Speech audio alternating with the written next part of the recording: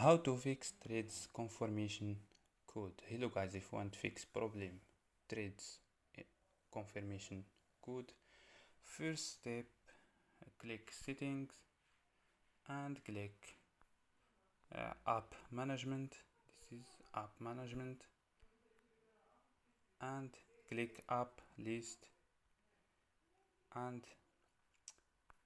scroll down and search your app trades, and after these steps click force stop, and after click storage and click clear data and clear cache. So don't forget like and subscribe.